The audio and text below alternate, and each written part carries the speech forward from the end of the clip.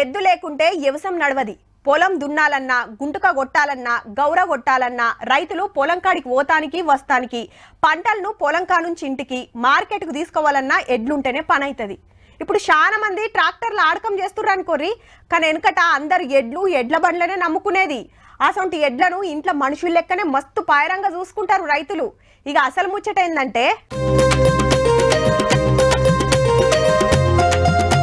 ఎడ్లు వ్యవసాయమని ఏదో జాతర చూపిస్తుర్రేంది అంటారా? ఊరేగింపు తీసేది బసవన్నలతోనే. మరి పాతేడు పాత ఆదిలాబాద్ జిల్లాల శ్రావణ మాకర్లొచ్చే పొలాల అమాస నాడు ఇట్లా ఎడ్లను కొలుసుకుంటారు రైతులు. పొద్దుగాలనే రంగులు పూలు బట్టలతోని ముద్దుగా షింగారిచ్చి హనుమాన్ గుడి చుట్టూ ప్రదక్షిణలు చేస్తారు. అట్లనే పోచమ్మ అంకురాలమ్మ గుళ్ళకాడికి ఊరేగింపుగా తీసుకుపోయి పూజలు చేస్తారు. ఆటపాటలు జోరుగుంటాయి.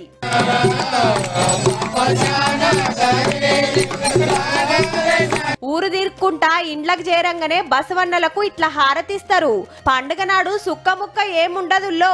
మటను చికెను సంధి శరాబ్ తాగకుండా నెల రోజులు మేము ఉండి ఇవాళ రోజు మేము శ్రావణము ఎడ్లను పట్టుకుని వచ్చి దసరాపూర్ మొత్తము ఇత్తునాలు వేసిన కాంచెలి పంట చేతికొచ్చేదాకా రైతులతోనే ఉంటాయి. కాబట్టి పంటలు బగ్గవండి అందరి పానాలు నిమ్మలంగా ఉండాలని ఇట్లా వేస్తారట. షానులలో వేసిండ్రు ఈ పండుగ. ఇది మహారాష్ట్ర నాసిక్ జిల్లాల. వీళ్ళంతా రైతులు అనుకునేరు. జైలున్న ఖైదీలు ఎడ్లను ఇట్లా ముద్దుగా షింగారిచ్చి పూజలు చేస్తుర్రు. డప్పు సప్పులతోని ఖైదీలు పోలీసులు అంతా కలిసి మా సంబురంగా చేసుకున్నారు. బేల్పోలా అంటారు.